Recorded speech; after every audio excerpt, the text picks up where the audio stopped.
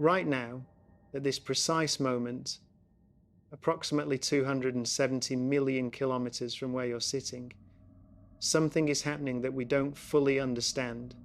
On October 29th, 2025, at 11:36 UTC, the interstellar visitor designated 3I/Atlas reached perihelion, its closest approach to our Sunday, 1.356 astronomical units inside the orbit of Mars. And here's what should concern you. At that exact moment, it was positioned directly behind the Sun from Earth's perspective, completely hidden, unobservable. The timing is extraordinary, the geometry is perfect, and the numbers don't add up the way they should. Let me establish something from the outset. I'm a physicist. I follow where the evidence leads. I don't engage in speculation without supporting data. But the information we're gathering on 3I Atlas is showing us a series of anomalies that, when examined separately, might each have a natural explanation. When viewed together, however, they create what I refer to as an improbability stack, and that stack is becoming increasingly difficult to dismiss. My career has been dedicated to studying where theoretical physics meets the search for extraterrestrial intelligence. I've examined countless astronomical events, worked with equations governing everything from black holes to quantum mechanics. I understand how nature operates. I know comet behavior, and 3I Atlas is exhibiting behavior that comets typically don't show. The discovery occurred on July 1st, 2025. The Atlas Survey Telescope in Rio Hurtado, Chile, the Asteroid Terrestrial Impact Last Alert System, identified an object traveling at 137,000 miles per hour. That translates to 221,000 kilometers per hour, 61 kilometers per second. Remarkably fast. Observations prior to discovery were subsequently collected dating back to June 14th from observatories worldwide. The Zwicky Transient Facility at Palomar Observatory, various Atlas installations. Even the Transiting Exoplanet Survey satellite, TESS, had recorded it between May 7th and June 3rd, though no one recognized what they were observing until the official discovery. Early observations were unclear. Asteroid or comet? The difference is significant. But by July 2nd, several observatories, including the Deep Random Survey in Chile, the Lowell Discovery Telescope in Arizona, and the Canada, France, Hawaii Observatory on Mauna Kea, verified cometary characteristics. A subtle coma.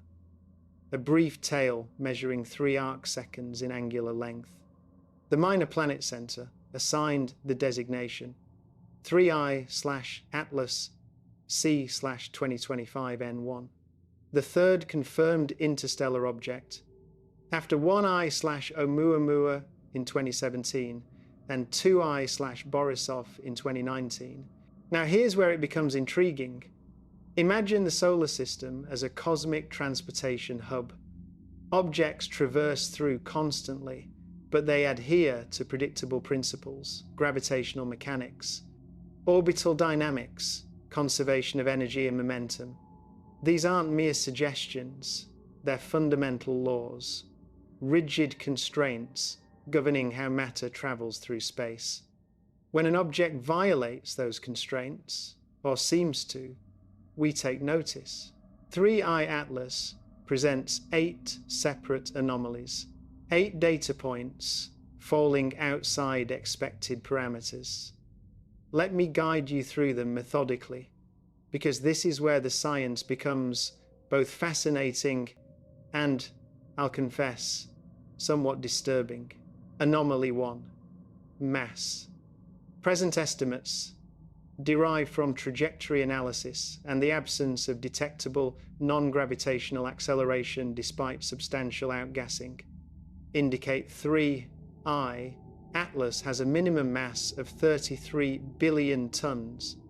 33 billion. For context, that's 3 to 5 orders of magnitude heavier than Oumuamua and approximately 1,000 times more massive than Borisov. The Hubble Space Telescope observations from August 20th, 2025 constrain the nucleus diameter between 440 meters and 5.6 kilometers, most probably around 5 kilometers. But here's the issue with that mass calculation.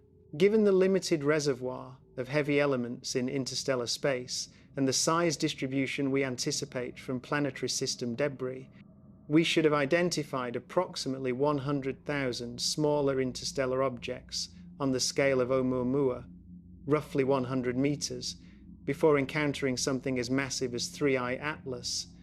We've identified exactly 2. That's a statistical oddity. A significant one, anomaly 2, the anti-tail. During July and August of 2025, observations from the Hubble Space Telescope and ground-based facilities, including the Keck 2 telescope in Hawaii, revealed something peculiar. 3I Atlas was ejecting material pointing toward the Sunday, not away, toward. This so-called anti-tail was 10 times longer than its width. Now, comets can generate forward-facing jets under specific geometric conditions due to perspective effects, where dust particles in the coma scatter sunlight in ways that produce optical illusions. But the Hubble images demonstrated this wasn't a perspective effect. This was genuine material being expelled sunward. The Keck spectroscopy on August 15th identified cyanide and nickel emissions, again in both directions, toward the Sun and away from it.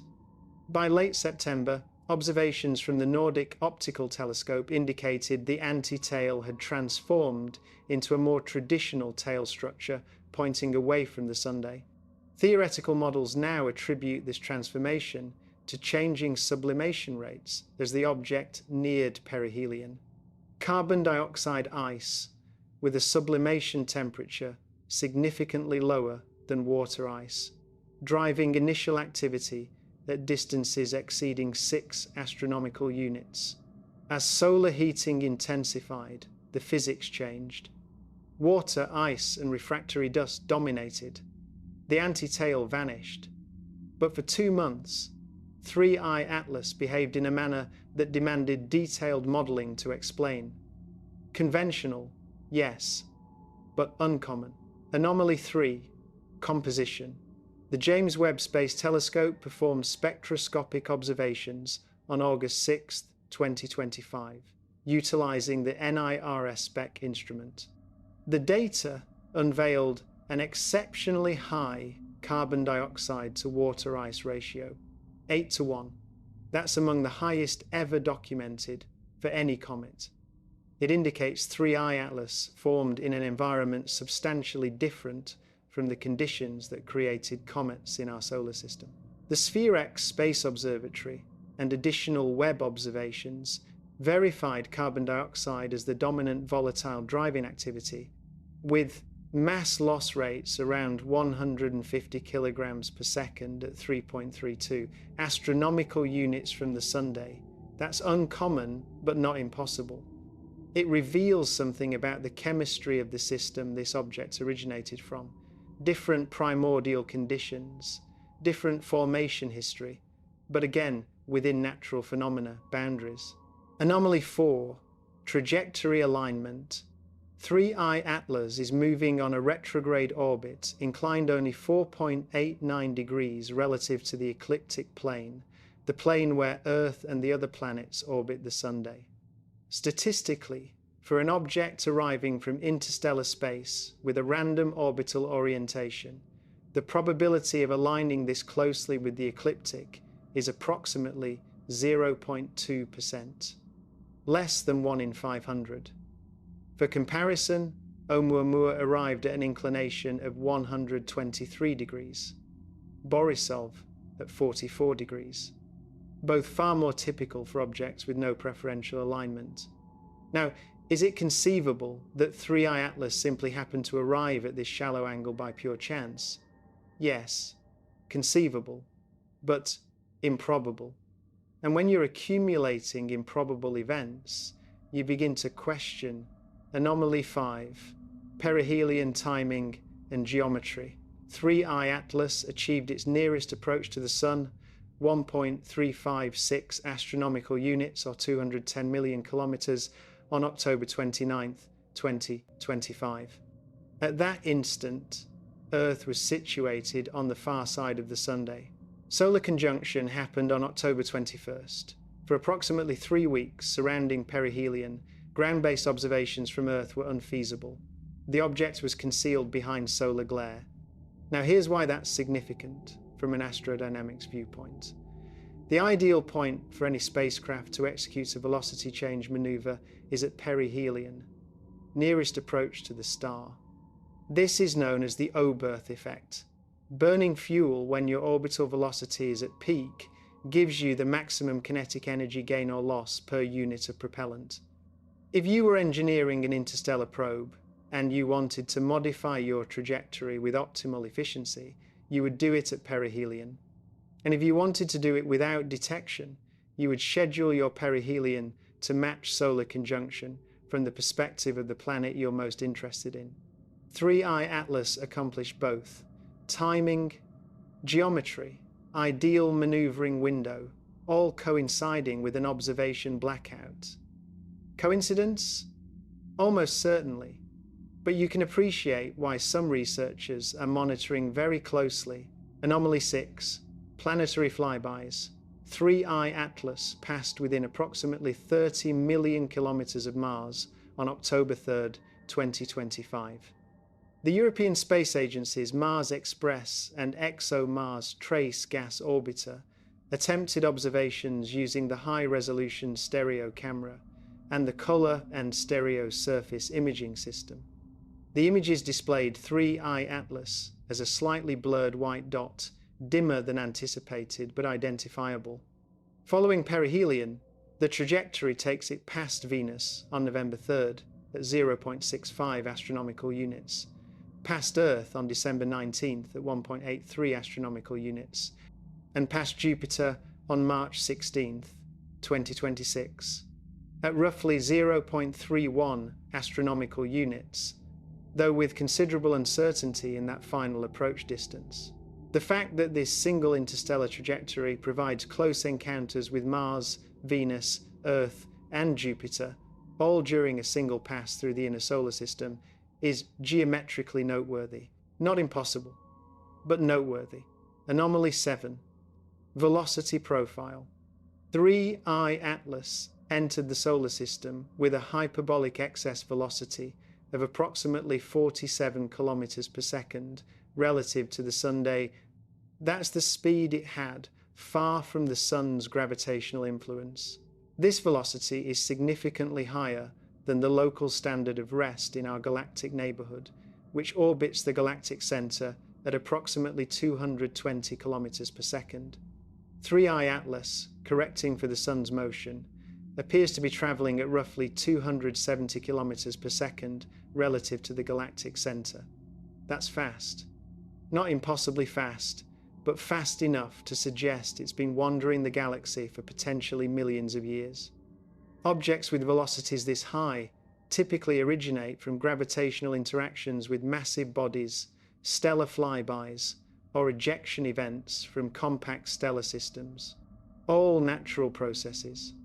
But again, on the higher end of the distribution. Anomaly 8. Outgassing symmetry.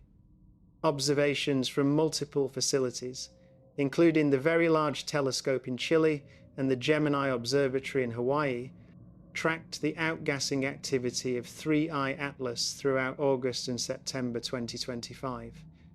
What they discovered was unusual symmetry in the dust and gas ejection patterns.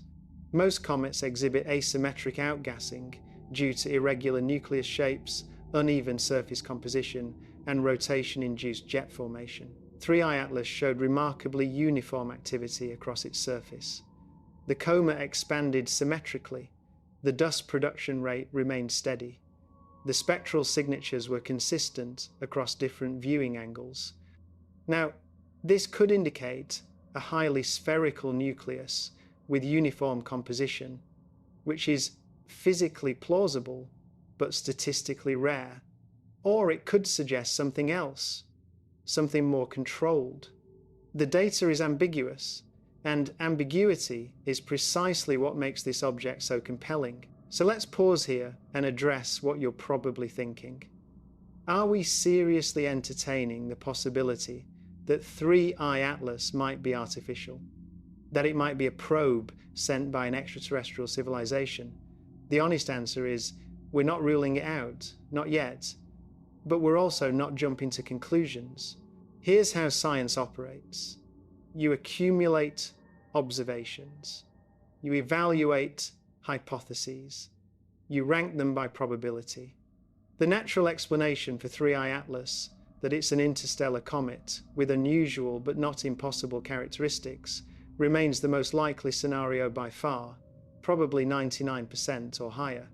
But that remaining 1%, that tiny sliver of possibility, is significant enough that serious researchers are paying attention, not because they believe it's alien technology, but because the cost of missing something important is too high to ignore.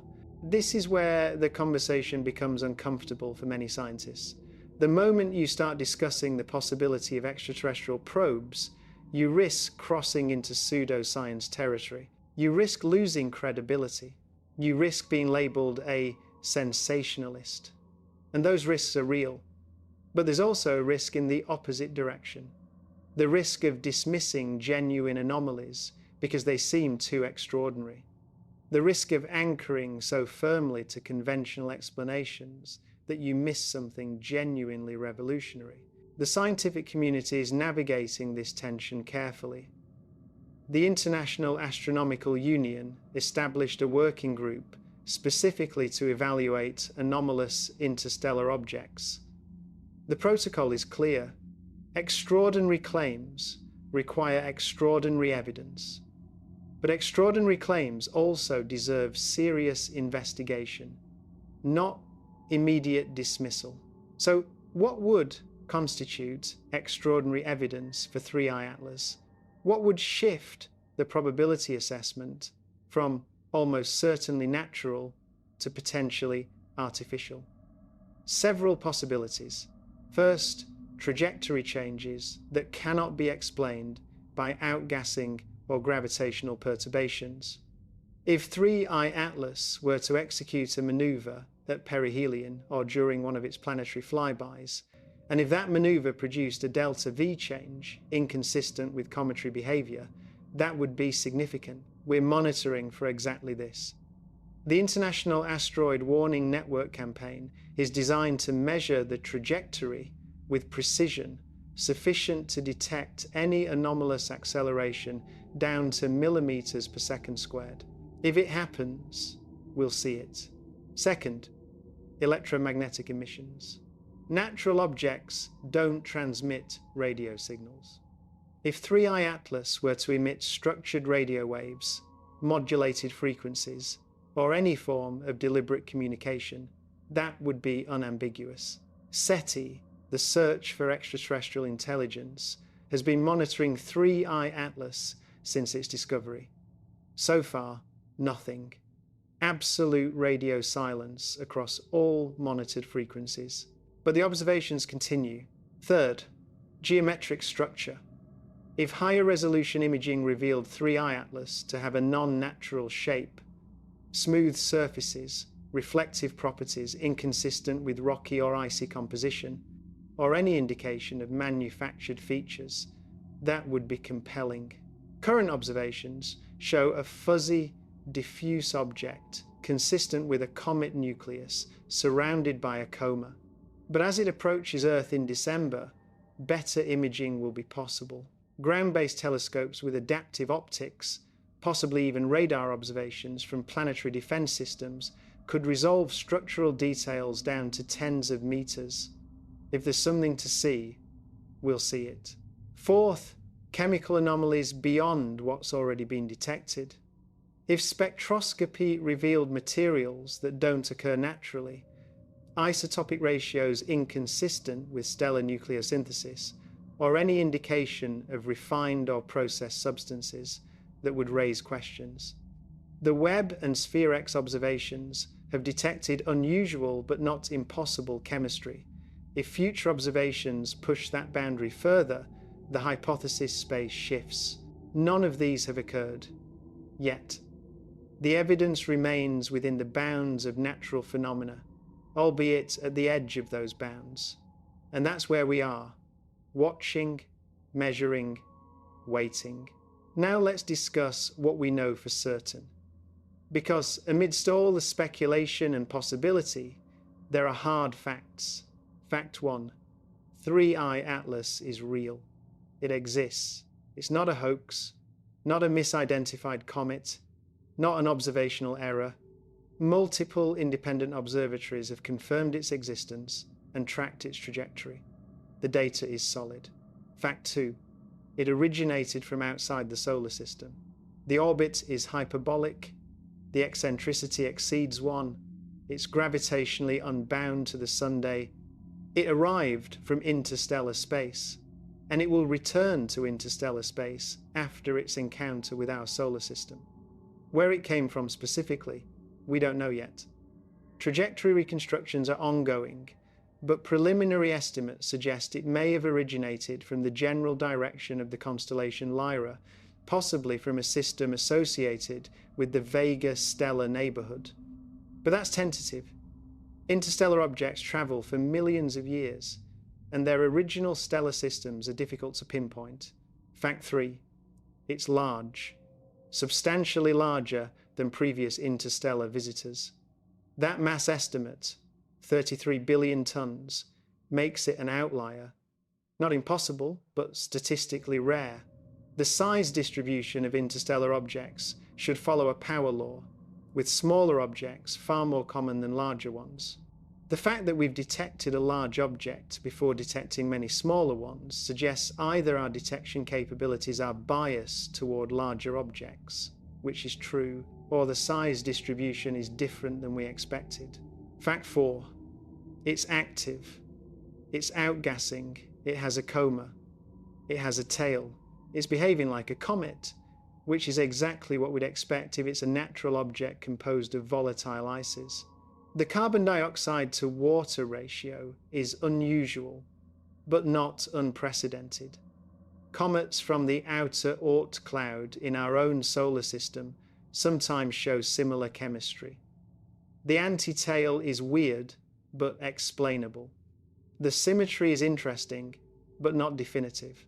Fact 5. The timing is remarkable. Perihelion during solar conjunction.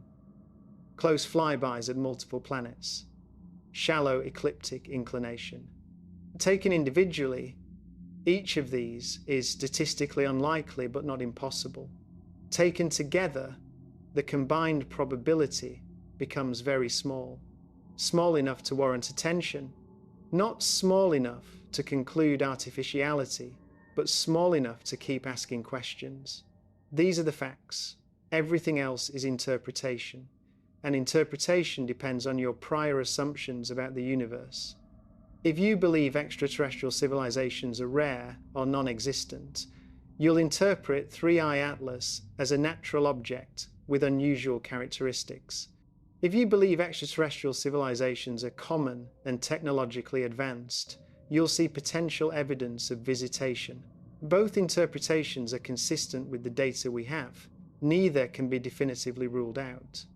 Yet, this is what makes 3I Atlas a Rorschach test for the scientific community. We're all looking at the same data, but we're seeing different possibilities, and that's actually healthy.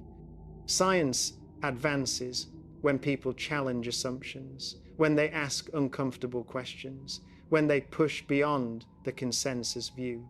As long as the challenge is rooted in evidence and rigorous analysis, it strengthens our understanding. So where do we go from here? What happens next?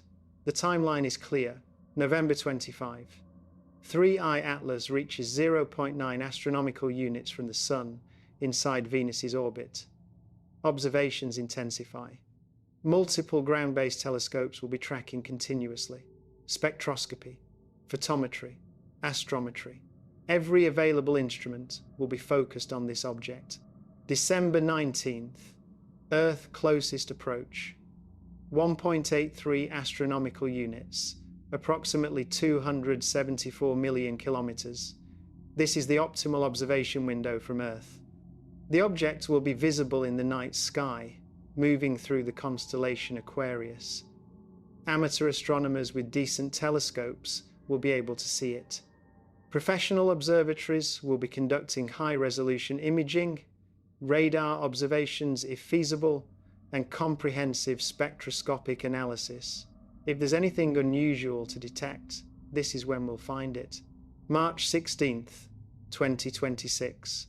Jupiter flyby, 0.31 astronomical units, approximately 46 million kilometers.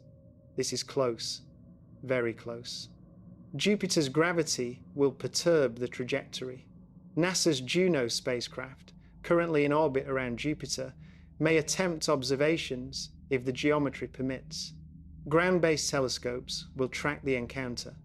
If 3I Atlas were to exhibit any propulsive maneuvers, this would be a logical place to do it. The gravity assist from Jupiter could significantly alter its trajectory, either accelerating it out of the solar system or potentially even capturing it into a bound orbit. Natural or artificial, this encounter will be significant. Post-Jupiter, 3I Atlas will continue outbound, eventually leaving the solar system and returning to interstellar space. Observations will become increasingly difficult as it recedes and dims, but we'll continue tracking it as long as possible, months or even years if our instruments allow. That's the roadmap, that's what's coming, and between now and March, the scientific community will be intensely focused on extracting every possible piece of information from this object. But beyond the immediate timeline, 3I Atlas is teaching us something profound about how we approach the unknown. It's a case study in scientific methodology. How do we handle ambiguity? How do we communicate uncertainty to the public? How do we balance open-mindedness with skepticism? These questions matter because 3I Atlas won't be the last mysterious object we encounter. The Vera C.